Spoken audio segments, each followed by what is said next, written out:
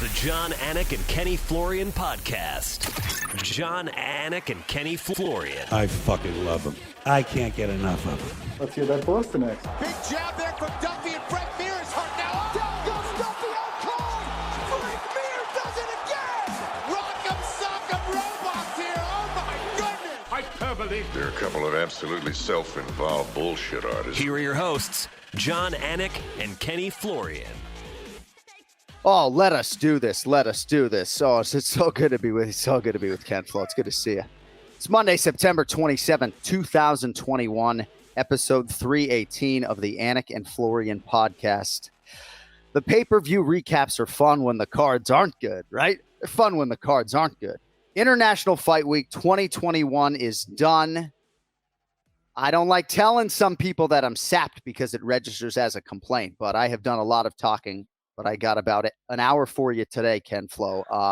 Man, UFC 266. What a great way to cap a memorable week there in Vegas, my friend. Hell of a card, you know, and I always say this, but anytime the fights are better, it makes our job so much easier and so much more exciting. That card delivered and so much more. What an amazing night, man. All right, so it'll be mostly meat and potatoes today because we could probably do a quarter of an hour on Alexander Volkanovski. So let's start with headlines and that main event between Volko and Brian Ortega as Alexander Volkanovski retains the title, second successful title defense for him. What a fighter, man. What a fighter. I mean, came into the fight as one of the best pound-for-pound fighters in the sport with 19 consecutive wins over the all-time greats at featherweight. And as I said off the top of the pay-per-view, the question beckoned, you know, how would he do on this stage with a new challenge with a lot of eyeballs because of Nick Diaz's presence on the pay-per-view. And it's one of the better title fights I've ever seen. And that doesn't mean it was a close fight necessarily. But this fight had it all, Ken Flo. And now I'm just going to shut the fuck up and let you talk. Yeah, it absolutely did, man. You know, Volkanovski has been one of those guys. He's both in a division that hasn't gotten a whole lot of attention, and he's the kind of champion that hasn't gotten a lot of attention. He tends to let his fighting do his talking. He did a little bit more leading up to this fight, of course, you know, with the rivalry with Ortega. I think coming off The Ultimate Fighter and delivering this kind of performance in the manner in which he did just made him a superstar. He should be anyway. Yeah. And if you were an idiot before and didn't know that he was tough, this absolutely confirmed that. I thought that he had too much for Ortega on the feet. That's what we had, you know, kind of spoken about. And, you know, he was just at a different level on the feet and on the ground. In Ortega's best moments with his best submissions, he still couldn't get it done. Volkanovski did his homework. He proved his toughness. He showed he was the more technical guy out there, and he showed he's one of the best champions in the UFC right now, period. You put it excellently, and I do believe he takes that star power to the next level. He was very much rejuvenated by The Ultimate Fighter. And I think when you're on a long winning streak and the pressure's always on you, it can be difficult, but he really enjoyed that experience and embraced it, I think, more than some recent coaches have. Kenny, in terms of his demeanor on fight night, you know, I've often said to this audience, there were certain times when Ken Flo was walking out where, you know, you just kind of saw that look in your eye and I just knew you weren't going to lose that night, you know, and there's something about this guy that's able to just put this in its proper context, you know, I mean, and even though it is life or death, be like just super relaxed. And, you know, I've said, I think 4 or 5 fights ago, he's like the least nervous guy on the roster. You know, he's just ready to go right out of the chute. Not always a fast starter, but he's just not fazed by the pressure, the atmosphere at all. John, one of my concerns heading into this fight was the fact that he wasn't able to train with his guys over at City Kickboxing. He didn't have the usual suspects or all of his training partners at his disposal, all of his coaches at his disposal. That was a concern for me. When you put that in the context of this fight and the fact that he still delivered this kind of performance, it makes it that much more impressive. This is a guy who knows how to compete. He knows how to compete when the lights are shining brightest as well. And he was just too much for Ortega. I know we'll get into Ortega and you know, how I felt about this fight. But for Volkanovski, he's just firing on all cylinders, man. Just a perfect timing all the way around. A tremendous performance, man. So I told Ray Longo over the phone. I had to call and wake him after the post show, by the way. I told him we wanted him off the top of the show. He said 11:30 was better than 11 a.m. Eastern. But as I understand it, Ray Longo has answered the call 20 minutes early and might even give us 45 minutes here today. So anytime you want to put Ray Longo on camera, provided he's framed up, you can certainly do that. It's now time for the Ray Longo Minute. I want you to punch a hole in his fucking chest. That's what I want. The Ray Longo Minute. Starring Ray Longo. The Jon Anik and Kenny Florian podcast. Oh, there it is. Oh, Jesus Christ. Oh, yeah. That didn't stop Oh, there. we're going to do a lot of snorting. Fantastic. A lot of lighting. snorting today, Kenny. There's going to be a whole lot of snorting today. My man, this is a celebration or a coronation. Yeah, frame yourself up so you look nice and good in the middle of the screen. You see what I'm saying? You know, There we a go. lot of people want it clean. Yeah, a little bit more, Raymond. A little bit Everybody loves Raymond. Just a little Wow. bit more, and there you go. more. There A you little go. bit more. Computer's going to be off Ray the table. Longo. Look at this. Wow. Who else would I rather see on a Monday morning than you two guys? Huh? I'd walk through fire to get to this podcast, Ray. Hey, Ray, when they draw blood from Merab Dvalishvili, what comes out exactly? What comes out? It's not red. I can tell you that.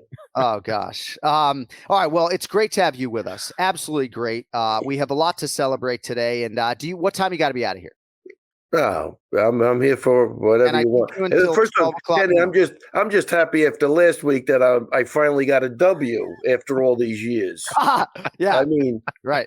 you want Right. to bring up some of the losses Right. again? What do you want to do? You want to start off the show like that? I'm on a high. I'm Right. on a high right Right. now. Right. A W without your guy fainting injury, right? Yeah, right. Exactly. Just kidding. I'm told you know what side of that I fall. Of course, I'm just kidding. Cody's ready to kill me right now. Yeah. So, all right. So we were talking about Alexander Volkanovski and this title fight. So after Merab's win, by the way, I mean, do you go back to your hotel to watch this because of COVID? Yes. Yeah. All right. We go back to because once you leave the hotel, then you have to. Excuse me. Now I got to really start. I got my Not throat. right. I can't even talk. He's still dealing with the effects of Rona. We got Hold on a second. So if you can't leave the hotel unless you go get another hotel because you can't come back. Oh, that's right. That's that right. type of deal. Right. You know. No. I got construction. I mean, you got construction going on in your throat. Probably not a great show for the audio files. Yes, All right. So indeed. Alexander Volkanovski over Brian Ortega. I want to spend a few minutes on the third round. I want to hear from Ken Flo about sort of the submissions and Volkanovski's ability to stay in the fight and not tap and not go unconscious. I want to talk about the stoppage or lack thereof and all of these things. But Ken Flo, let's start with round 3 and Volkanovski's submission defense. Obviously they spent a lot of time in bad positions there at freestyle fighting and in New Zealand at City Kickboxing. He has a lot of confidence in his ability to get out of these spots, but put himself in harm's way at least 3 times by my count. Your thoughts? Absolutely. Working with one of the best submission grapplers in the world and Craig Jones over the course of his time with the Ultimate Fighter is absolutely going to help. One of the best resources in the world, period. Craig is the man, extremely technical, a guy that I've trained with. He's as good as it gets.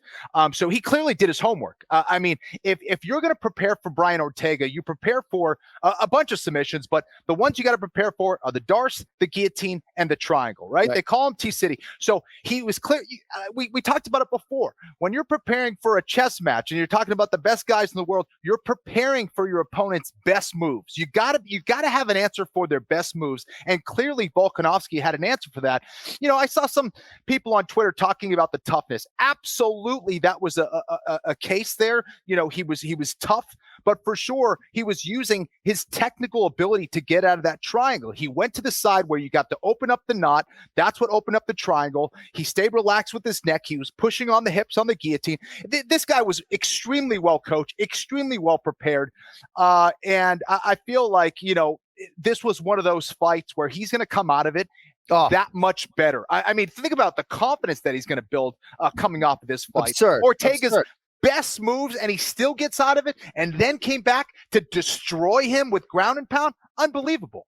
Yeah. Kenny, my question would be with the toughness, though. 3 guys training with Craig Jones, same guys. All 3 guys are escaping that?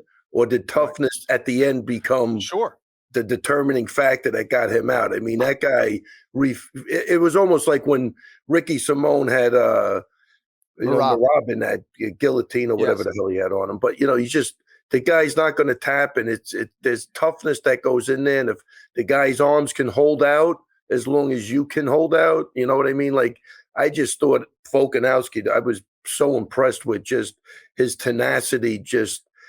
Man, he knew he was in a bad spot and he wanted to win that fight, man. I just think he willed with the technique, but I'm saying there was an X factor involved in that really helped. No question about it. I also think, just being in that position and training again and again and again and understanding that there is a way to get out and trusting that toughness, trusting your ability to push through those moments. It was a combination of all those things. I mean, I think to talk about just the technique or just the toughness or just the preparation takes away from everything that this guy put into this camp. I mean, Volkanovski is a true professional, man.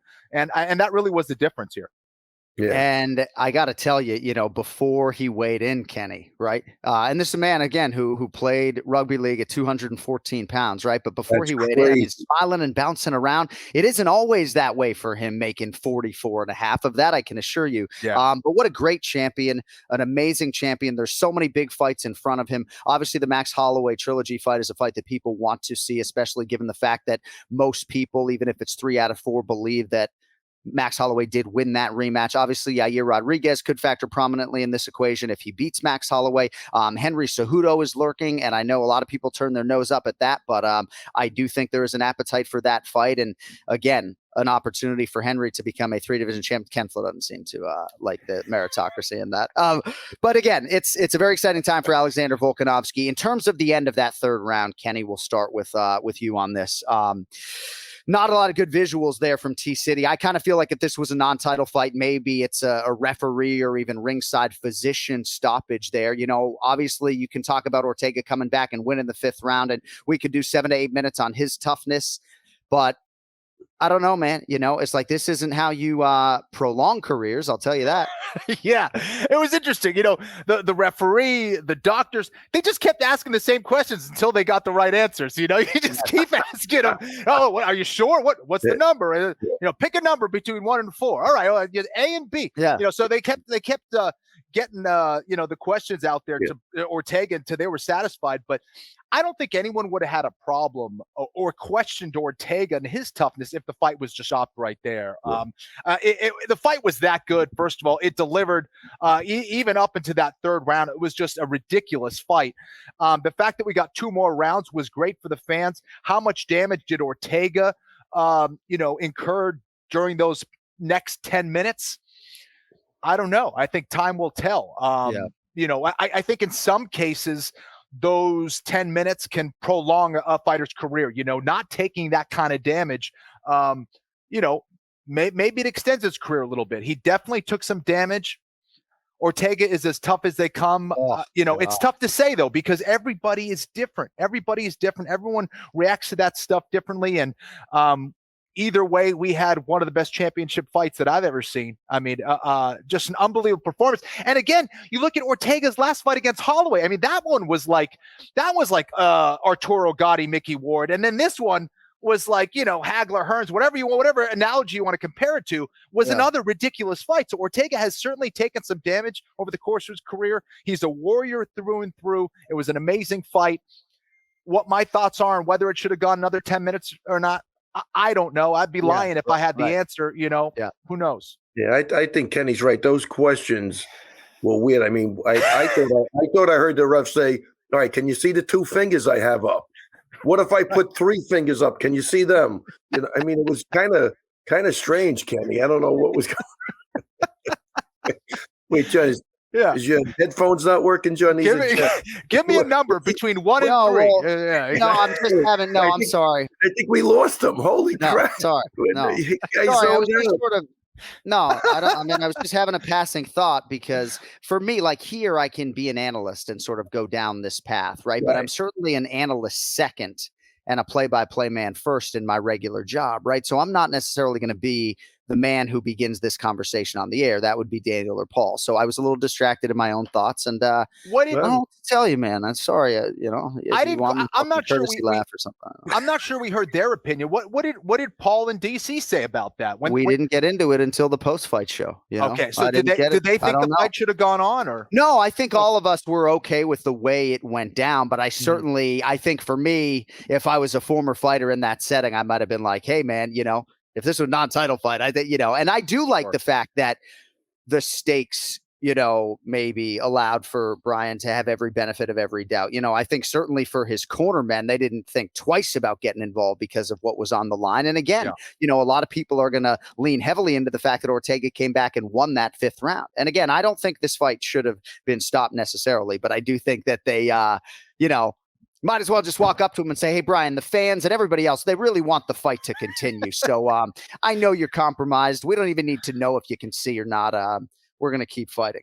But incredible for both of these athletes. And in that process, John, I think we shouldn't ignore the fact that also was kind of disadvantageous to Volkanovski as well, because it was probably an extra minute or so of time that allowed Ortega to recover. Because he was, it looked like he wasn't even going to make it to his stool after that 3rd round. And so it gave him a little extra time to recover, but whatever. It's amazing to me. Sometimes I get off the air and people still sort of permeate negativity. And I say this with all due respect to the negative source, but people taking issue with us putting this fight over as one of the greatest featherweight or fights of all time because it was 50-44 on one of the scorecards. And it doesn't have to be neck and neck to be one of the greatest fights of all time. So Ortega almost finished that fight a few times. Well, exactly. Right? That's what makes it a great fight, is that there were moments where this guy who was clearly losing was 1 second away from winning the fight, and that's what brings you off the seat of your couch. You know what I mean? You just start going crazy. So, depending on how you define a great fight, that to me is what makes a great fight. It almost even like with Merab, he was out, but then he comes back. Those are the fights that really get you motivated and jumping around. And technically it was a very good fight. It was a great fight. I don't know who would say it wasn't. Absolutely. And that's why you can't have numbers tell the story all the time. You know what I mean? It just cannot satisfy. That's a case that's a perfect case of what you just said. Yeah. Because you got to give the round to somebody, and Volkanovski definitely gets the round, but that's not an indication of what really happened, because those submissions were deep, man, and there was the excitement and the holy crap. And when you get the whole, when you're doing that to me is a great fight. You know what I mean? Like when you're going back and forth with your emotions, that was like, we were like, oh man, he's gonna, oh my God, amazing. What else do you want from a fight? The best, try going to sleep, right? Try going back to your hotel room and trying to sleep after all of that. So the wins list for Volkanovski is starting to really round out. And this, by the way, is a guy who fought a good strength of schedule before he got to the UFC. He's now 10-0 in the octagon, but you add the Ortega win to 2 over Max Holloway, 1 over Jose Aldo, Darren Elkins, Chad Mendez in there. Pretty heady stuff for Volkanovski, and for the father of 2, couldn't be happier for the man. And for Brian Ortega, this from Aaron Bronstetter on Twitter, in his 2 title fights, and Ken, Flo, and Ray can see this in front of them too. Ortega absorbed a combined 504 significant strikes. By comparison, Volko has absorbed a combined 539 in his entire 10-fight UFC career. Wow. So, back to the drawing board for T-City, and a lot of big fights ahead for Volkanovski. All right, I want to get to Merab right now, and you can be sure on the back end of the Longo Minute or otherwise, we will spend at least 6 minutes on Valentina Shevchenko, because I have a lot of thoughts on the flyweight division right now. Ray, holy fucking shit. Hide the women and children. Merab Dvalishvili coming back from the ages. So you said to me on the phone after the fight that, you don't have Corey Sandhagen footwork. You understood that you might have to walk into some hell, and Merab obviously is more than willing to give his life in there. What an incredible win for Team Sarah Longo, you fucking maniacs. Now, really, you can't be prouder than a guy like him, because he puts the work in, right? So he has the belief in his cardio, and that's what really gives him the freedom to even last in those situations, because mentally he knows he's prepared. So you got to give it up to him. And I was telling John after the fight, like the last week, I started like, I was trying to. I look Marlon for one round. I mean, the guy hits like a mule. I mean, where Merab was when they asked him if there was a game plan. I mean, the game plan was definitely to wear him out. Like in any, make him scramble, hold him against the cage. Like when he said there was no game plan, I'm not saying that that's like. I'm not saying it's like a big game plan, like move your head this way or avoid that or this or that. But I mean, the game we knew exactly what we were getting into. But with the last week, Kenny, I was like, look at Henry Cejudo. He's like 125-pounder, man, but he absorbed his punishment. And he walked him down and beat the crap out of him. You know what I mean? Like, so Merab, you're gonna. I thought it was a defining fight for Merab because this was by far his best opposition. And I said, look, you're gonna have to walk through fire to get to this win. I don't think you're getting out of there. His style just, unless he ran across the ring and just kept putting him down and putting him down. But and then the day before the fight, he goes, I will die to get the win. Like, I understand what you're telling me. And he looked at the fights, and I think he looked at the knockdown. You got to remember, he knocked out a guy that Merab idolizes. He loves Aljo. You know what I'm saying? So that's a guy he looks up to as the best in the world. And this guy he's fighting, knocked him out. So he started really thinking about it, but that's where we went with that. That's why in between rounds, I think what people don't realize too when you're cornering somebody, I know the guy 8 years. You know what I mean? Like he's technically whatever we do before the fight, we do before the fight. Right. Like it's not like I'm just going in there and screaming at the guy. I know who to scream at, who not to scream at. It's a big difference, and that was why I said, look, you're getting yours now. He had his chance, and we're going full steam, and you got the cardio to do it. Yeah. And technically, at the end, I was like, he doesn't want to be on his back again. Fake the takedown, take a couple of shots. It's going to give you a free up for some big punches, and then put him down again. And you can see him asking me in the corner, you want me to stand up with him? No, I don't want you to stand. I want you to I just know you're going to get a couple of clean cracks because he's going to be really jumpy on the takedowns now. That's what he thinks you're going to do. Yeah. And he really responded beautifully, Kenny. He went out, faked the takedown, knocked him out with that right hand. I think he dropped him with that right hand. Right. I felt like that was the momentum shift there. Even in the first round when he started to come back, it seemed like he kind of was like in sparring mode a little bit, like, I'm going to work on my striking, move. And he realized, like, wait a sec, I'm an MMA fighter. Once he started walking him down and actually getting aggressive, moving forward with punches, it put Moraes on the back foot, and that's what allowed him to hit those takedowns. And from there, it was just all Merab. It was an unbelievable performance and one of the best demonstrations of heart I've ever seen. Cody just, is writing to us here. There's some people that say, I'm willing to die to get the win. 98% of those people are bullshitting you. Merab absolutely is willing to go there to get the win. And that's not an exaggeration. The only, and I tweeted about this, Moraes' biggest mistake was not killing Merab out there during the fight. Literally, that's the only way he was going to win, was making sure he was unconscious, because Merab was going to fight back and claw his way back to victory. And he fought a motivated Marlon Moraes. Like, I'm not saying he fought a prime Moraes per se, but he fought close to the best version, Ray, right? He had to win this fight. Was super motivated. And if you don't know, Marlon Moraes, he won a major title, folks. WSOF Bantamweight Championship, won like 1 million fights in a row, came into the UFC essentially as a number one contender, has, I think, twice as many pro fights as Merab, all on a huge stage. This is a huge win for your guy, for your team. Yes, I view it as that way.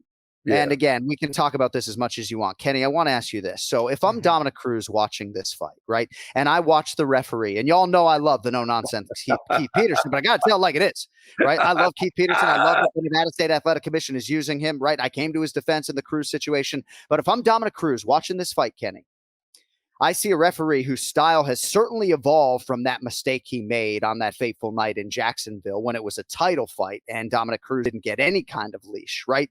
Merab was given a great opportunity to stay in this fight, and certainly Marlon Moraes seemed to get knocked out and then brought back to by a punch, Yeah. So if I'm Dominic Cruz, Kenny, I'm just being candid with you, and I'm watching that like I'm pissed, And he has every right. I mean, that was a fight where obviously both men were hurt, looked like both men were going out. Both men were allowed to get back into that fight. I think there's a lot more to it, though. It's looking at how the fighter is responding during those moments. Merab was hurt, but Merab was consciously kind of giving himself some space. Like he knew he was hurt, but he was like running to give himself space and time to recollect himself. Yes. And then when he was on the ground, it's like he was moving. He was consciously moving to try to get better position to get up. 100%. Body language is huge. And I'm not saying that wasn't the case with Dominic Cruz, but I think when you're seeing that and you're seeing that fast-paced fight, it could be really easy to make a harsh decision. But when things are happening really quickly and you're seeing both men really kind of, even though they're hurt, they're making decisions out there. They're consciously doing things of what they're supposed to, defending themselves, giving themselves time and space. It was the right call there. But yeah, if I'm Dominic Cruz and I'm watching that fight and go, why the hell did they do that for my fight? Dom didn't text me back, right? So he doesn't even care. He's training for a fight in December. He has a date now, December 11th. He doesn't. You know what? And that's the right thing to do. You can't control. You can only control. No, he doesn't give a shit. I'm just saying. But I'm saying, like, in one breath, it's great to see a referee sort of evolve. And maybe Keith would take great issue with me saying this is an evolution, that he stands by that stoppage and this fight should have continued. I'm just telling you, Merab got knocked down 4 times. And to me, Marlon Moraes should have been saved some punishment. You know? I'm not saying that, like, you told me Merab was fine. I take you at your word, you know, and largely I agree with that. I thought Marlon at one point I would have. Okay, you're bringing up an interesting point. Let me frame it like this, because, and I'm biased 100,000%. But I had Merab winning that first round, and to think that he didn't win that round. Now I'm saying this is a great case for judging, I think, because this is trick, right?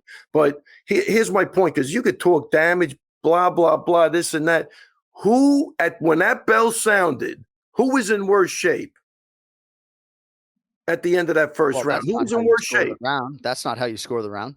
Why not? It's damage, no? Well, I guess when you phrase it that way, I guess. You want to tell me that? You want to tell me Moraes did more damage, but he was in worse shape at the end of the round? Yeah, I guess. No, I guess that's fair. I guess you're trying to. How do you quantify the damage from the knockdown? Yeah, Kenny, what do you think about all that? I'm looking for the scorecards. By the way, Kenny, who was in worse shape when that bell ended? Absolutely, it was Moraes, and that's a great point, right? And Kenny, if the answer is Moraes, how the fuck do you make a point that Merab was hurt more? All right, so I got the scorecards. Yeah. So one of the 3 judges gave Merab the first round. So Tony Weeks had Merab 10-9, and the other 2 had it for Marlon, which I think is Cody, send Tony Weeks a shirt right now. Yeah. those other 2 guys. So I'm actually, Kenny, would you be okay? See, my biggest issue is that a judge can't write a 10-10, right? Because they're so like cautioned from doing so. But Kenny, let me ask you this. Kenny, would you be okay with 10-9 on both sides of that round? Or I would, and I'll tell you why. So, okay, before Merab came back, it was a 10-8 round, right? I mean, it was a 10-8 round for sure. So that was one of it. But then at the end, when Merab came back, it looked like he was going to have Moraes out. So again, MMA is tricky. I know it's tricky. Thing. It really is. And Ray brings up a good point. If you're coming out of a round and it looks like you could barely get into that second round, did you win the round? I don't know. That's fair. Yeah, how in the world could you win that round? They're dragging you back to your corner. Oh, yeah, you're the winner. You got that round, buddy. Let's go out and get round number 2. Well, hey, the bottom line, it matters not, right? So Verdict MMA, you know how much I love the global scorecard. Historically great round here, and the global scorecard 9.74 for Moraes, 9.39 for Merab, plus 0.35. It doesn't matter, Ray, right? Obviously, you got the finish. But that's a 10-9 Moraes for me, man, on my scorecard. That's 10-9 Magic Marlon Moraes with the 4 knockdowns, you know? Now, remind me, Kenny, to inform the commission he can never judge one of my fights. But man, I'm just so happy for you. I hope I didn't wake you, but literally all I can think about when I'm doing that post show is get back to my hotel room to call you. Like I couldn't stop laughing when I called you. Unbelievable. You know what's funny, Kenny? He calls me and I'm watching him talk about the fight on the post show. I swear to God, at the exact time. I was like, this is crazy, you know, what a just a oh man. And you know what? Let me just say a couple of things, man. It was great to have Matt back in the corner. I'm glad, like not that I could talk him into it, but I'm just glad he came back because I don't want to be there with anybody else but him. I mean, it's a really weird thing. It's a team effort. It's not just That's me, awesome. not just him. And the other thing just was weighing heavy on me, man. Even for Aljo's last fight, I'm with 3 guys I basically never did anything with. It's not that's not the way I do. That's not me. It's me and Matt. You know what I mean? And that's the way it goes. And like you come, you sign up at Ray Longo to fight. That's who you got. That's part of the deal. You get us in the corner, and then without that, what the fuck are you even doing there? I mean, I don't even know. So. Cody, can you put that into a promo for me, please? A Ray Longo promo, because we did talk a lot about that on the phone, and that really rings true with me. And Kenny can speak to this, right? Just in terms of the cornering dynamic and what everybody respectfully brings to the table. I get it, man. I get it, and I'm glad he ended his boycott. And really, the NFL if you want to end yours. But on on the flip side of that, it means I have to travel with him again, which is just fucking horrendous. So. Right. But look, I watched Matt grow up, right? At 30, I'd walk into his hotel room before a fight, see comic books on his desk. Go, what are you doing with the comic books? Like, really? They'd be shoving them in the drawer. But no, I watched him really grow up. Now he plays virtual reality while we're in the room. So he went from comic books to video. I mean, I don't know. Is this the guy's 50 years old? Is it me? No. 50. I'm just disappointed I never got to cross his wake on this trip and shake his hand, maybe put something in the air. Hey, can we get to Valentina Shevchenko? We get to Shevchenko? There was a lot in the air you missed out on. So Valentina Shevchenko, Kenny, we'll start with you on this. 6 consecutive UFC flyweight title defenses. I don't know if we should spend a lot of time on the fight or the future or what, but not what Lauren Murphy was looking for in terms of this championship opportunity. I thought she would have done more with it. Not necessarily in terms of her having success in the fight, but just maybe taking a few more risks. I love Lauren and Joe Murphy. I'm sure it was hard for them to listen back to some of our criticisms, but there is just a huge gap right now. Even when you talk about an improving Caitlin Chukagian and JoJo Calderwood, who has yet to get a title fight, this gap at flyweight feels particularly big here on a Monday morning, Ken Flo. I'll say this. Listen, I think that, could Lauren have been more aggressive? Absolutely. Does she have the weapons to be able to do it, though? I don't think so. And this isn't a goal. So what's the goal? To not get finished? She's got to do something. I think that, for her not knowing how to approach someone like Valentina Shevchenko was the reason. She just didn't have the skills to be able to go out and do it, even if she wanted to be aggressive. And Shevchenko's just so good at measuring range, where I thought Shevchenko could have been more aggressive. I mean, are you telling me that, she's a big counter striker? You telling me that she wasn't capable of offensively bringing the fight to Lauren Murphy herself? I know she's a counter striker, but why didn't she just go out there? She had her outgunned. Just go out there and take her out.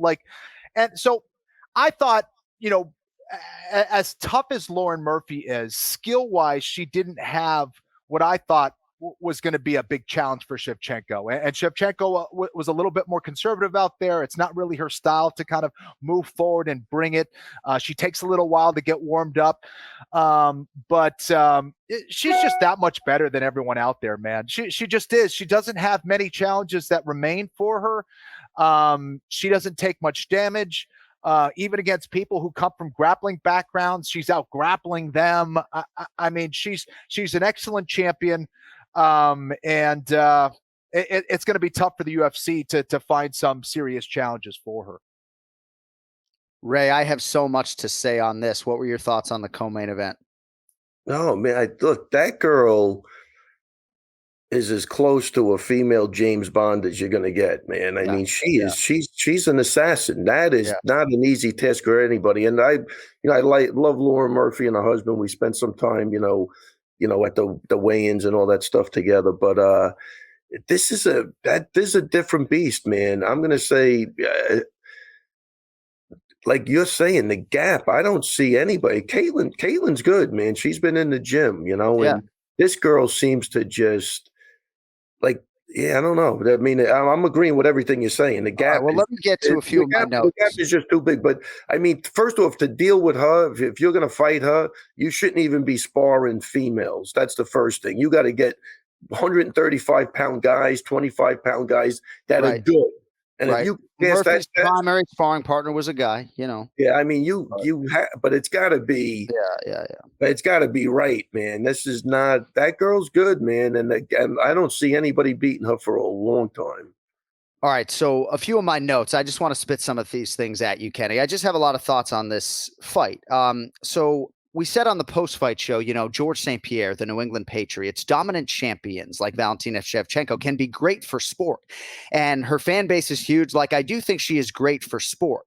But I don't think this championship fight is necessarily great for sport. Like there was a time when Valentina was, dominating Holly Holm. Look what she did against Juliana Pena in a main event. These were close fights on paper, up 10 pounds. Like, I don't even think Shevchenko's learning in her fights anymore. Like, Lauren Murphy didn't have a singular moment in this fight. So I don't think that's necessarily good for sport. I agree. But I mean, who's to blame here? I mean, first of all, and the UFC's in a tough spot. They have to make a fight. But if you were to say, and again, I don't want to make this about, criticizing Lauren Murphy because she's as tough as they come. But at the same time, like if you're out there and be like, hey, Lauren Murphy has a chance to submit Valentina, you can't say that. Hey, Lauren Murphy's got some serious power. She could knock out Valentina. She has that one-shot knockout. That's not going to happen. Right. She's going to overwhelm her with combinations. That's not going to happen. She's going to out-wrestle her. That's not really going to happen. So, again, for me, it was just she didn't have the weapons out there, period. And Valentina's got to fight someone. Lauren was next in line. They don't have people. That's just the fact. Valentina just doesn't have any challengers, man. She's destroyed them all, and she will destroy them all. Like, if you're a whale in Vegas, do you consider $150,000 to win 10,000? I mean, maybe. Retrospectively, it certainly looks like free money. So, in terms of Shevchenko moving forward, did I just fucking stutter three times? Cody, don't cut that.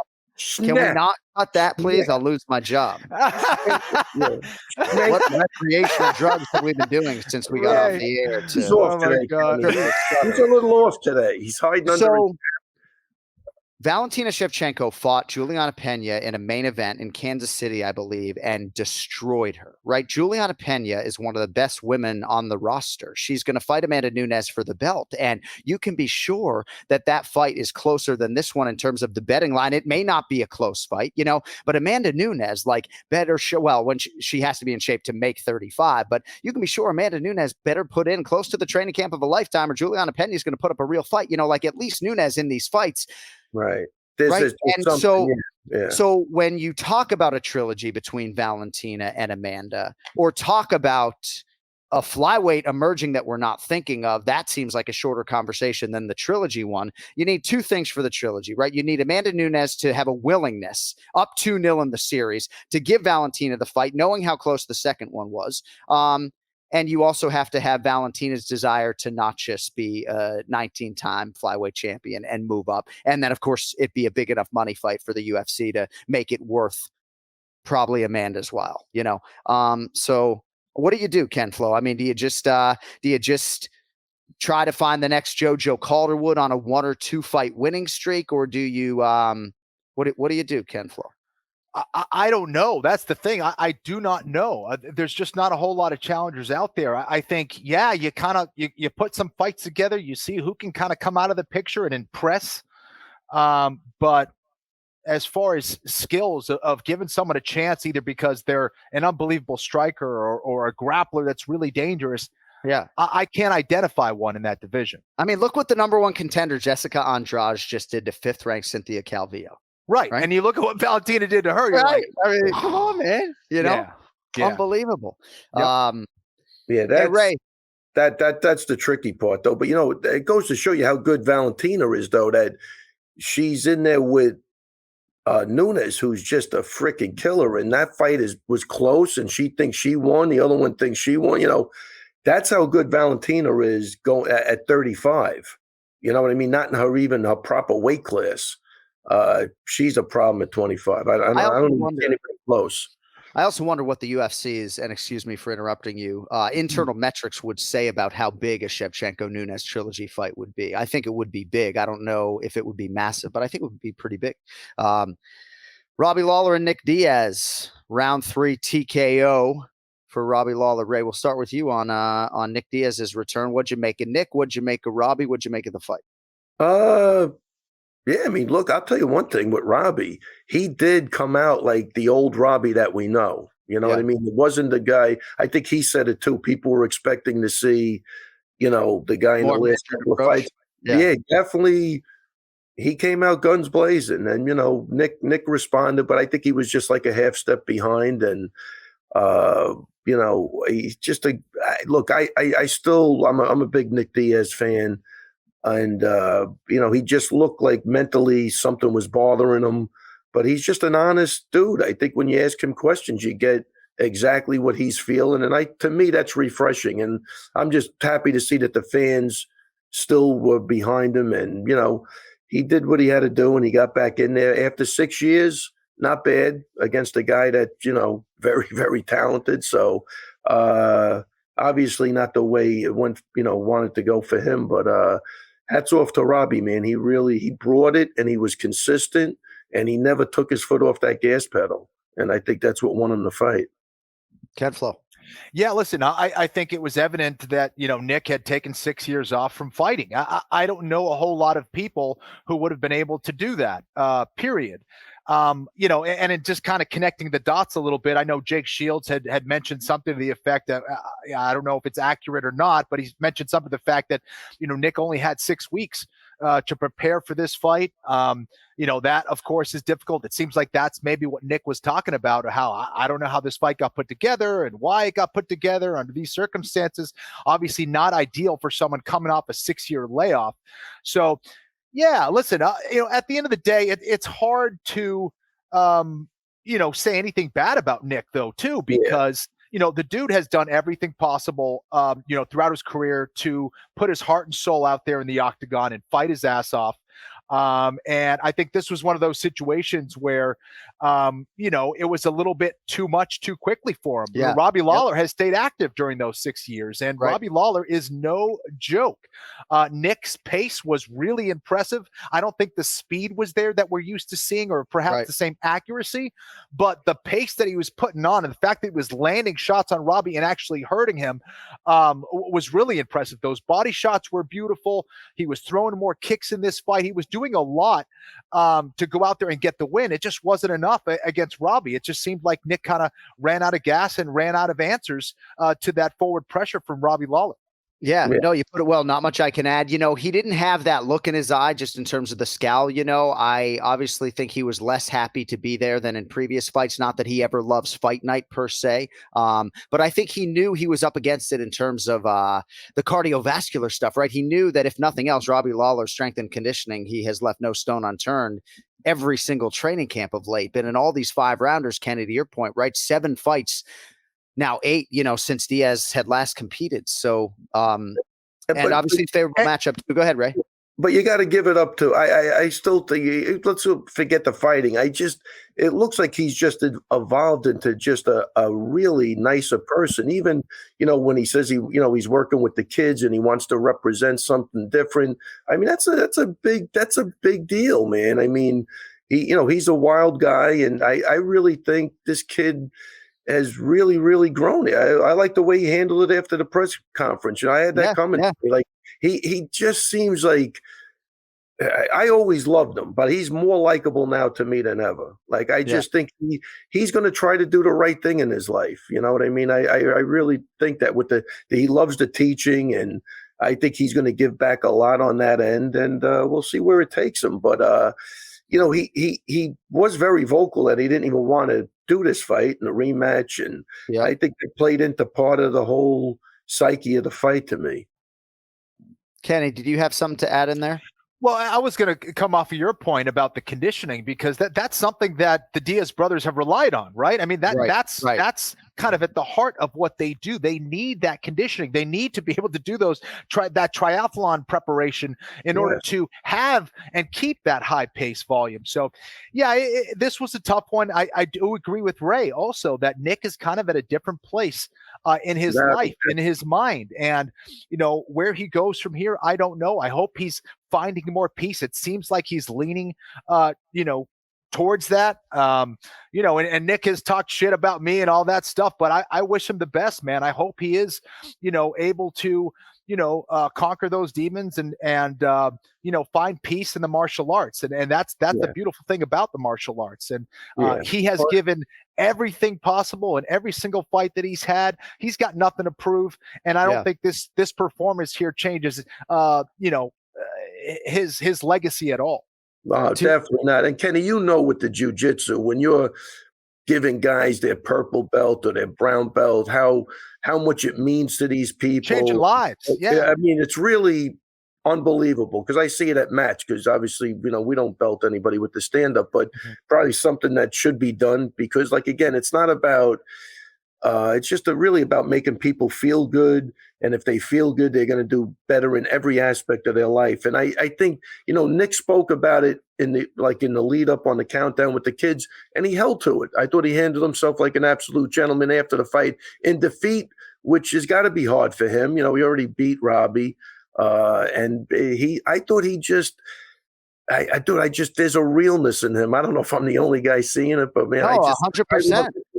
I get bullshitted by so many fucking people on a weekly basis that I get a guy like him, man, I'm fucking happy. Oh, real is to the real. And we should also credit Robbie Lawler, not just for the performance, but he's evolving too. Right in our fighter meeting, he said what he loves about this stage of his career is giving that wisdom back to his teammates at Sanford 100%. MMA. And this was a Robbie Lawler that didn't always embrace, obviously, that aspect of the sport and didn't have the experience nor wisdom to offer maybe at times. But it's a big win, obviously, for Robbie Lawler, sets him up for another opportunity. I do hope we see Nick Diaz in 6 months or so, Kenny, because I do believe he wants to fight, and there are obviously fights out there.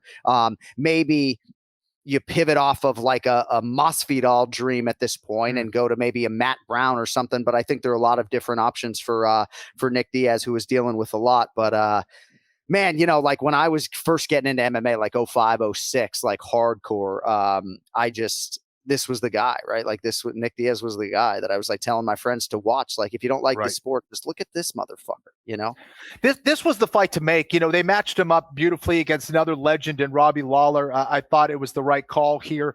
To me, it just, didn't pan out for him. And I think we got to give a lot of credit to Robbie Lawler for dealing with that amount of volume and continuing to come forward. And man, he fought a great fight. He fought a great fight, man. And Robbie, it looked like Robbie really wanted to be out there. He wanted to get that one back against Nick Diaz. And to see these two legends go out there and perform like they did, I thought was an awesome one for the hardcore fans who've been watching this sport for a long time. It was great to see, and a great win for the legend Robbie Lawler. Yeah, and two guys that really do keep it real on different levels, but they keep it. Robbie, you just listen to him talk. Yeah, 170, 185. I'm ready. I trained. It doesn't matter. I mean, he's just got another refreshing look at anything. He's not talking shit about nobody. They try to draw him in with questions to make. That's not me. I'm not. Right. I don't. I mean, I think he's. I like you said, John. Look, I met him back when we did the show in 2007, maybe, or whatever it was. Right, he was a great guy, even when he was with like Hughes and there was the the confrontations with Matt and all that. Robbie was always a great guy, right from day one. First day I met him, and he's become just a better guy. And that, for me, because I've been around so long, I love watching that. I love watching guys evolve and make a contribution, and like he says, with his teammates and stuff. But again, listen to him talk. He keeps it simple, and he's not going to engage in any negativity. Yeah.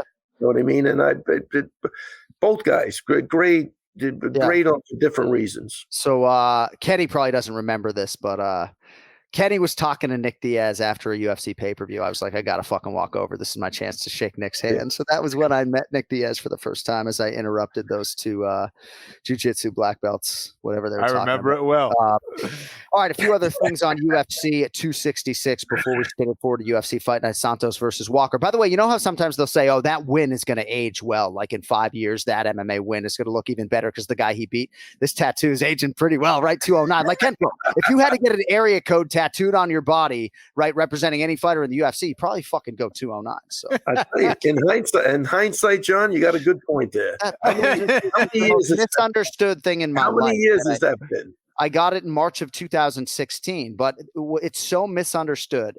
For people who were in our ESPN MMA live chat, they get it, right? But it's like, I wanted the fucking tattoo, okay? Yeah. You know?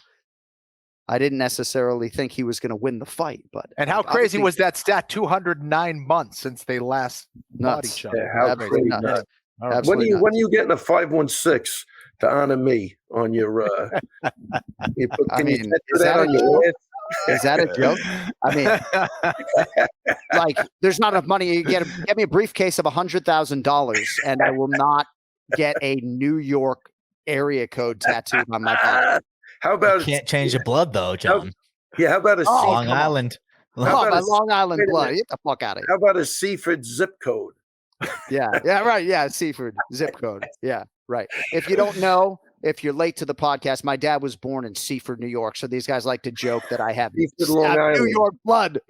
Seaford, get the fuck out of here. All right, get a briefcase of $500,000 and I won't get anything New York related. I mean, like, a lot of my stances have softened. Like, I'll be happy when the Toronto Maple Leafs win a Stanley Cup, you know. But Ken Flo had like random clothing that would say New York, and I used to give him shit. Like, I'm not wearing nothing New York. You know, the only thing I have is actually the Brooklyn Cyclones. It's a visor, and I'm going to throw it away after the show. Unbelievable. I think very anti-New York. So Sarah's got to hold you down. I got to brand you with a 516. Hey, like right here. Put a 516 right on his cheek. Yeah, right. I do like facial and neck tattoos. All right. So not enough time to spend on Curtis Blades' unanimous decision win over Jairzinho Rozenstruik. Andrade, we briefly mentioned. I want to talk about Dan Hooker in the 5 remaining minutes that we have. Maybe we'll get to Chris Dawkins. Shout out to the Tarantula, Jalen Turner, and Matthew Semmelsberger as well. But Ken Flo, let me start with you on this, okay? We can say what you want about the Hooker performance. There just aren't a lot of guys at 155 pounds with a number 8 next to their name. Forget about the circumstances for both guys going into this fight, the visa issues and all that. There just aren't a lot of guys number 8 in the world giving number 27 or number 22 in the world this type of opportunity. And sometimes it makes it hard to move the division forward, you know. And I just give Dan Hooker a lot of credit for not only winning this fight rather dominantly, but for giving a guy an opportunity to beat him. I think that's very true. And I think it's a testament to the kind of confidence that Daniel Hooker has in his skills. And man, I mean, he looked fantastic. He really did. On Saturday night, I mean, he was just winning every aspect of that fight pretty much, and showed that he was a true mixed martial artist. His reach and range, when he's comfortable, when he's moving, when he's feinting, is a problem for anyone in that division. And I was happy for him. Showed a lot of class, of course, giving respect to Nasrat's family. So that was cool to see as well. Yeah, look, it's hard to, you know, even talk about that fight without, you got to speak a lot about what they went through to get there. I know you said excluding that, but I'm blown away by that. Making that trip a couple of times, I can't even. I'm more blown away by that than his performance. I swear to God, I really am. I think that was when you really want to fight, you're a fighter. This is shit you do because it's not even stressful for you, obviously.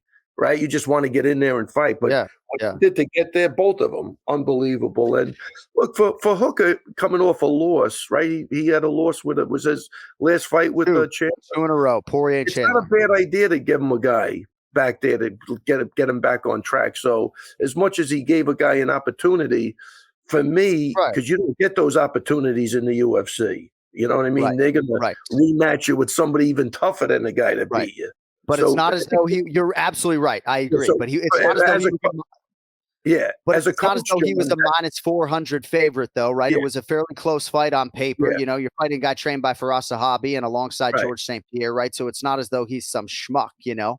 Right. I mean, so as a coach, I think that's a great fight to get him back. Exactly Right. what he did. And he came through in flying colors. He controlled the distance. He used his range.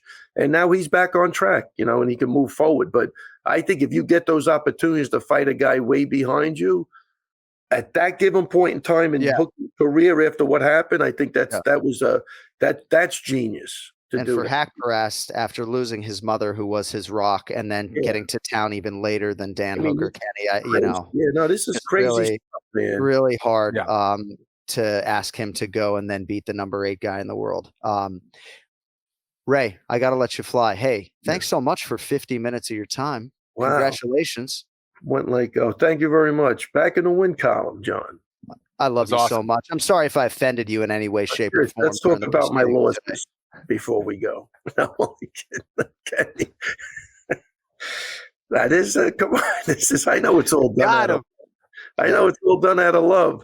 Thank you. Rob saved me. I couldn't have come on this show with another W in my long list of W's. I couldn't have done it. Right. Yeah. You weren't going to come on if you lost the fight. Yeah. That's right. No, Rob, if you're listening, man, the heart of a warrior. I can't believe what I saw, but he does do the conditioning. He puts the time in, and for all the young guys out there too, you get hurt, you got to keep moving. You have to keep moving. That's why I'm going to say I think Peterson did a great job all the way around, because I think if he would have stopped that fight, you know, in the first round at the end, or even at they would have went berserk on him. Like, oh, you gave that guy a chance, but you didn't give him a chance. So, of course, you know, and he was consistent. He was consistent throughout that fight. I thought it was. He was consistent throughout the fight, and that's really, I think, what you want. But you know, it's funny. I had one other quick story. Merab at the end of that second round said he goes, I really did not want to hit him anymore. He did feel bad, and he said as soon as he let up, that's when Moraes got up and went for the takedown. He goes, fuck this. I gotta finish. I can't take the chance. The guy came back. You know, he got up, but he did say for a while, he goes, it didn't seem right. And, you know, and Merab, you could tell by talking, you're not meeting a nicer guy. He's just that nice of a guy. I can't say enough. I've been talking about him, but I still can't say enough great things about him. So great night. Glad the team's back on track. And I'll talk to you guys next week. Hey, have a great day and a better evening. Great stuff. A great day and a better evening. You like that? You like that positivity? Yeah. Yeah. Great day, better evening. My longtime best friend, Brian Montgomery. You know, fucking crazy dude. Hilarious. But he always say, have a great day and better evening. He's also the inspiration for Yo Later, how we close the show every day. Or every week, I should say. Yo fucking later. All right, Ray, get on out of here. All right. Take it easy, guys. Yeah, Ray. Congrats, man. Ray Longo Minute every week here on the Anik and Florian podcast. I don't know who's teaching striking defense there for Team Sarah Longo, but no, I'm just kidding. Totally kidding. Marlon's amazing. Kenny, before we move along to the main event challenge, I don't know if you saw Chris Dawkins win over Shamil Abdurakhimov. I don't need to talk about the fight. I just wanted to get this point out there. You can respond or you don't have to.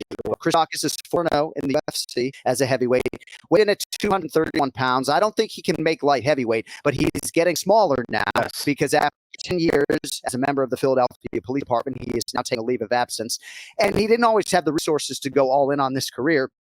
Now, obviously, he does. And, you know, he said this week, not to us directly during his media, that he wants to go down as the greatest UFC heavyweight of all time. And when I said that on the air, Daniel Cormier kind of laughed. Not that he was laughing about Dawkins' inability to do that. But I would submit to you, like, why fucking not, right? And in an era in which we are applauding people for self-belief, right?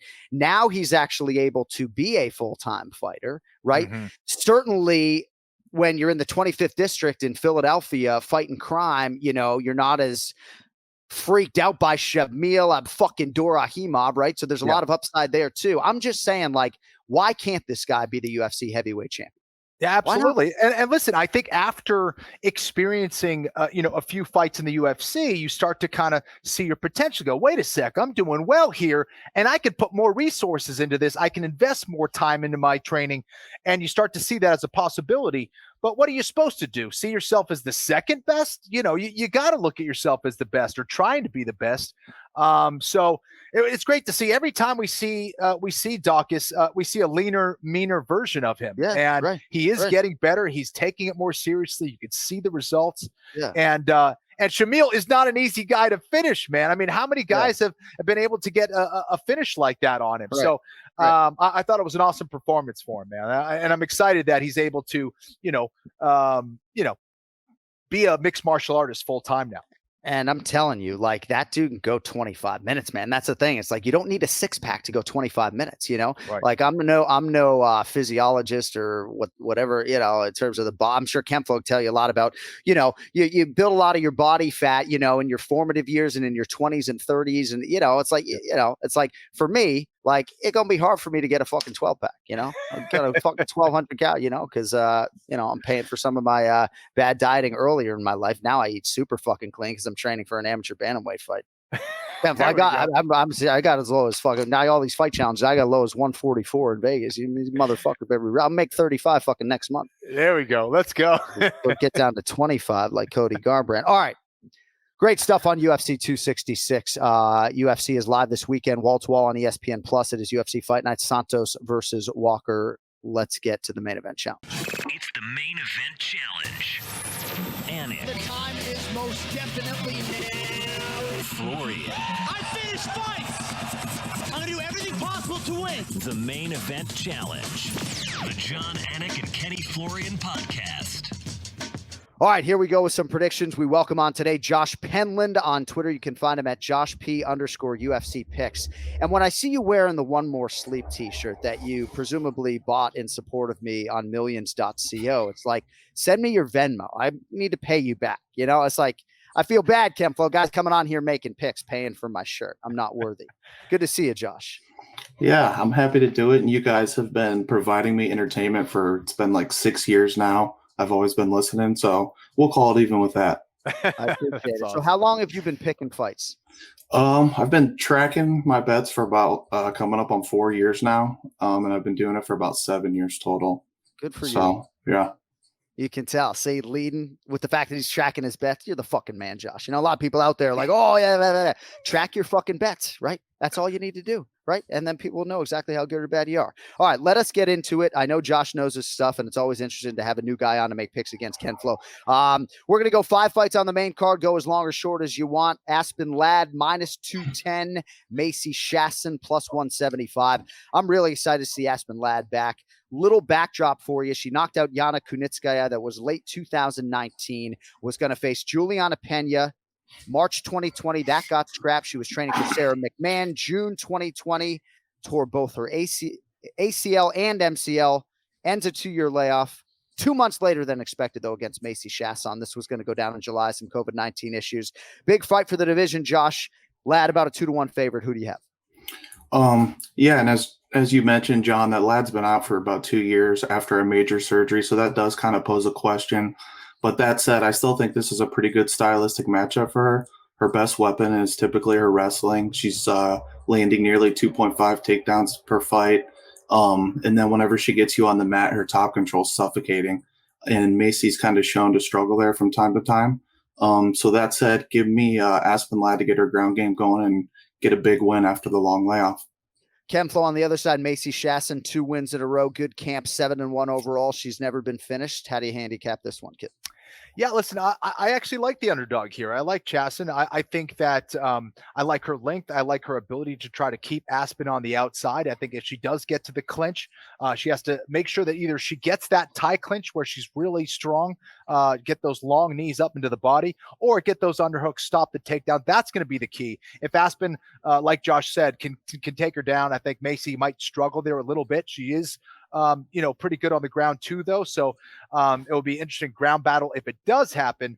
But Aspen does have good control. She does have some decent ground or pound. I just see Macy as being a little bit sharper on the feet. I think she's the better athlete. I like her length and reach here. So I'm going with the underdog. Great fight. Great analysis on both sides. All right, next up at middleweight, Chris Jotko, -165, Misha Serkinov, +145. All right. So my research suggests this is not only the UFC middleweight debut, but also the first pro or amateur fight at 85 for Misha Serkunov, who, by the way, Kenny, was at Susie Freeton's memorial service on Friday night. His wife was pretty close with Susie, so it was good to see Misha there. And he looked like he was beginning to get down to 186 pounds. Got knocked out by Ryan Spann earlier in 2021 after he missed all of 2020. Jotko, middleweight roster staple. Josh, who do you have here? Yeah, I had to give that a double take whenever I seen Serkinov was making the cut down to 185. And initially I didn't think, it was a great idea because his chin has been a little suspect. But I do think he picked a good opponent in Jotko, who of his 9 UFC wins, 8 of them have come by decision. So he's not putting a lot of guys out. I think Misha might have a grappling edge, and I think he's also a little busier on the feet. So I'm going to side with the dog and Serkinov here.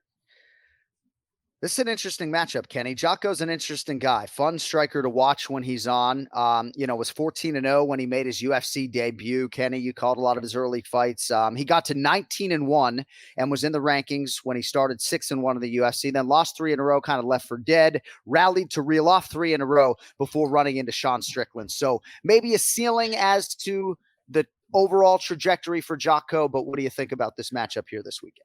Yeah, I do think, he cooled his engines a little bit. And I think we saw him a little bit, maybe stifled by the lack of grappling skills a little bit. And that's where Misha is going to shine here.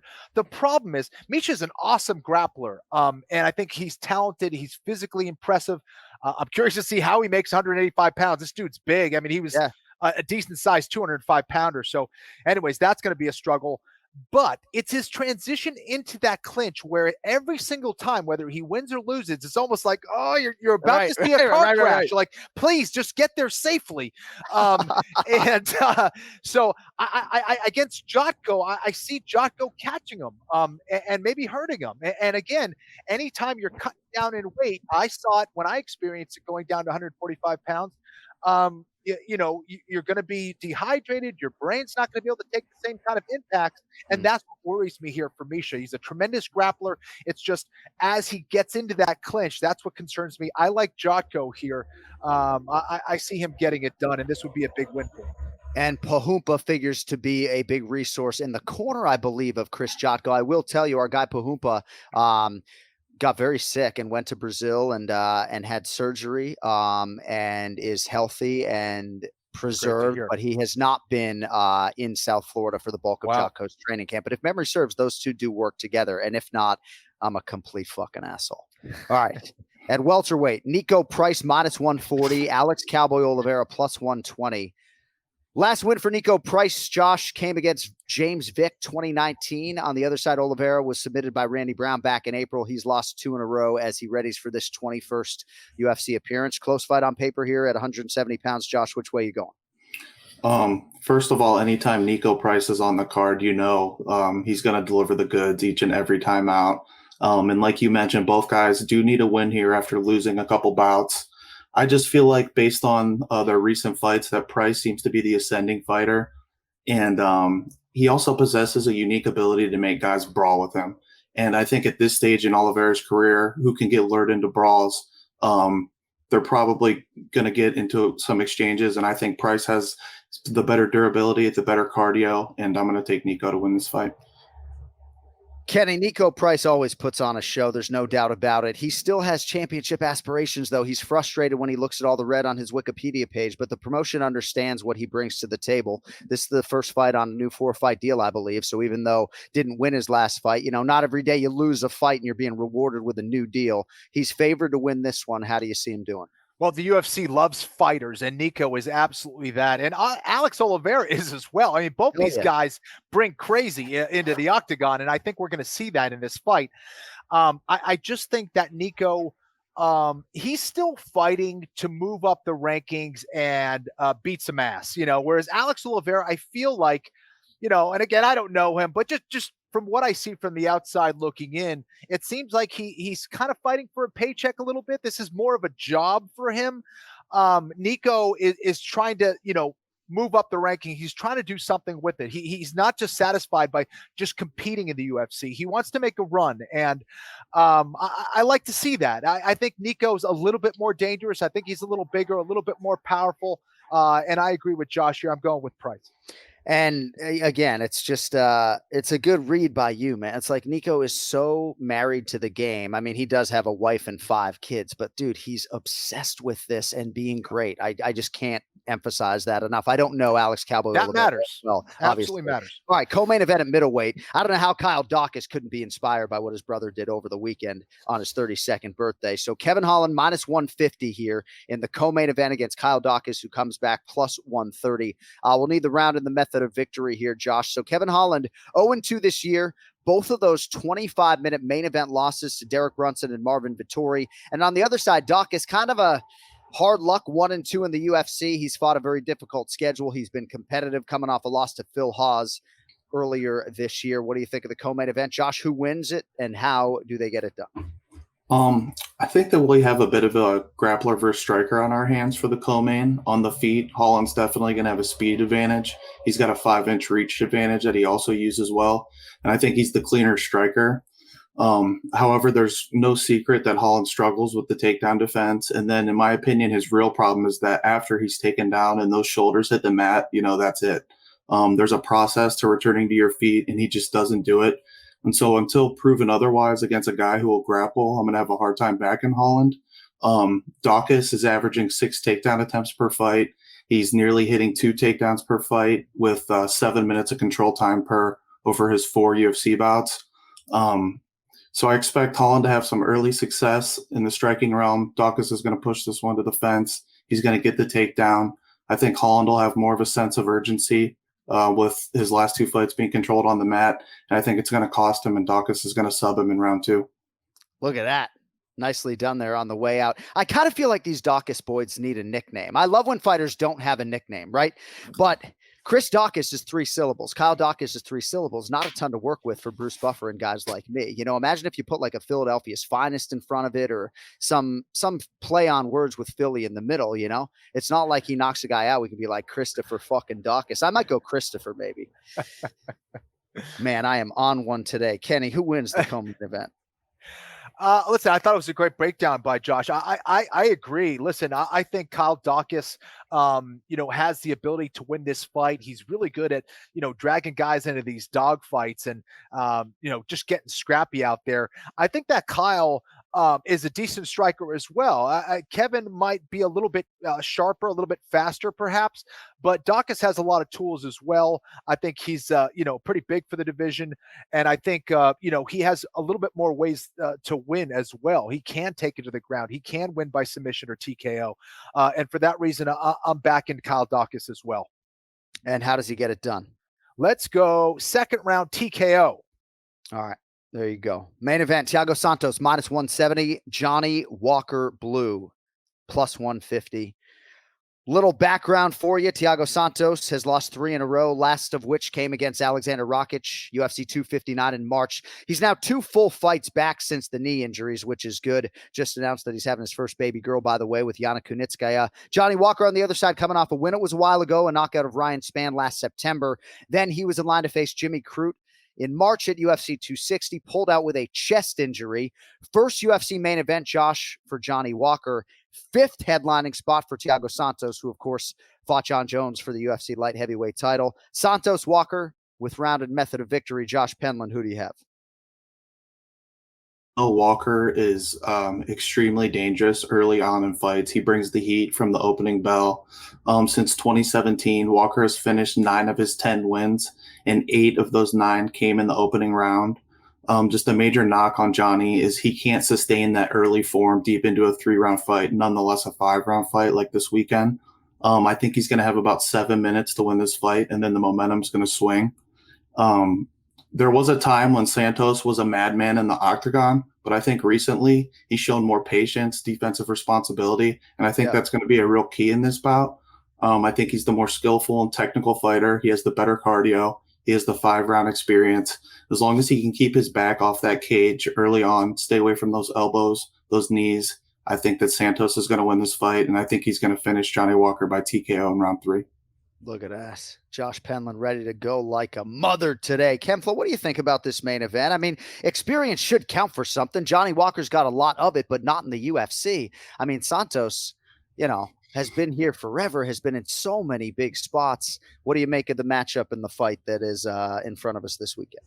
This should be a fun matchup. I do not see this one going the distance. Both guys have serious firepower. Johnny Walker has been one of those guys that we haven't quite seen kind of develop or fulfill his potential. And a lot of that is because of kind of him ignoring, it seems, his grappling game. So I think that's where, he's going to be susceptible to most guys. I don't think that's necessarily the case here against Thiago Santos. Of course, another very dangerous striker. But I agree with Josh that Thiago is a little bit cleaner with his technique, a little bit more consistent now, but still dangerous in round one himself. And I think if they trade shots, I think Santos will find a way. I think Johnny Walker is going to bring the fight to him. He's going to get overly aggressive. I think Santos wins this by knockout in round one. Easy night for the broadcasters then. Yeah. All right. If you want more from Josh Penland at JoshP_UFC picks. Great job today, my man. Thank you for hopping on, and we will not lose your number. Appreciate it, guys. And best of luck to everybody out there on their action this weekend. Thank you, my man. Josh Penland with us for the main event challenge this week. All right. If you want merchandise, AnikFlorianPodcast.com. What's the code? Anik? I think ANIK might get you like 15% off. Cody, sorry. If you want the One More Sleep gear, that's at millions.co. Don't forget FlowTube. Why aren't you calling it FlowTube? I should. Oh, it's Michael Bisping's YouTube page. It's Kenny Florian's YouTube page. It's fucking FlowTube. And it gets a plug every week here. I like it. When's your next PFL broadcast? Let's see. October 27th. We have the championships, kid. All right. Yeah. It's probably nice having a little off season. UFC doesn't know anything. You got a little break. Yeah. Exactly. No robot fighting for a while. No robot fighting for a while. That's maybe done. a couple voiceover pickups, but other than that, we're good. All right, good stuff. And I got the weekend off. I'm excited to. I'm really excited to watch Lad back.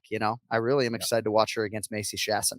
To see how that will go, and if one of them can potentially emerge as a 35-pound challenger. All right, before we get on out of here, Ken Flo, just curious if you had any thoughts on Jon Jones, other than the fact that it is overwhelmingly disappointing.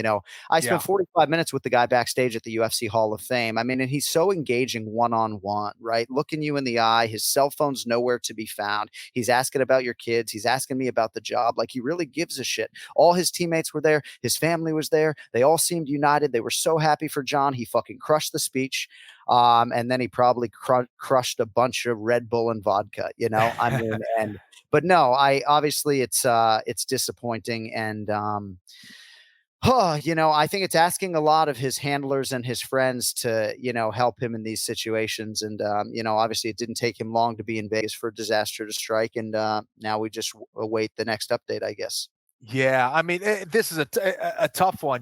Jon is just so damn talented, man. One of the most impressive competitors that I've ever seen inside the octagon, and he has brought a lot of chaos into his life outside of it, and it's been unfortunate. I don't have the details. I don't know exactly what the hell is going on and what the circumstances are.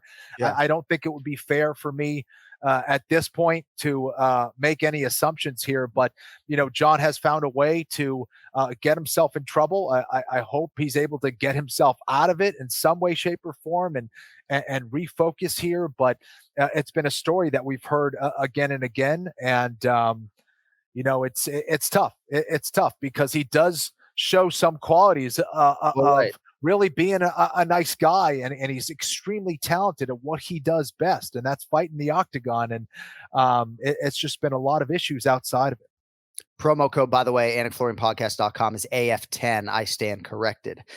It's also an interesting backdrop for me when people will say, oh, why are you defending this guy? And then there are other people who will say, thank you for defending this guy, but I just hope people know, like, there are a lot of misconceptions about people. And like, for me, like, do you think it wins me any favors with my primary broadcast partner, Daniel Cormier, when I am defending Jon Jones, but I'm judging people on my personal experience. Floyd Mayweather treated me like gold, and so I mean, there are a lot of athletes that won't give me the time of day, right? And this one happens too. And when Susie Friton, my beloved late friend, was in trouble, you know, who was the first guy to drop 10 large for her? You know what I mean? So I don't know, man. I just hope he gets the help that he needs, you know, because this is a guy who's raised 15 championship banners at Jackson Wink MMA Academy and one of the best MMA athletes of all time. So, you know, we'll see what happens with the details. Doesn't look like he's looking at long jail time, but I hope for the sake of his family and his daughters and his kids that that he can right the ship, because that's who I think about the most. You know, when I said a few months ago and was quoted sensationally as saying that Jon had bottomed out, you know, it's hard for the kids, you know, as they get older and they have cell phone, you know, it's just hard. Yeah, absolutely, man. All right. Appreciate everybody indulging us today. Hope you enjoyed the show. We are back next Monday. We'll see who emerged in the main event between Thiago Santos and Johnny Walker. And then Mackenzie Dern has her first main event in the UFC coming up on October 9th. We'll get into all of that noise. Thank you to our guests, Ray Longo and Josh Penland. Our executive producer is Cody Merrow, the lifeblood of this very program. Thank you, Cody. We'll talk to you all next Monday. For Ken Flo and Jon Anik, thank you all for listening, for watching. Tell your friends if you want the, you know, if you're upset that we only have fucking 22 subscribers, tell your friends. See you later.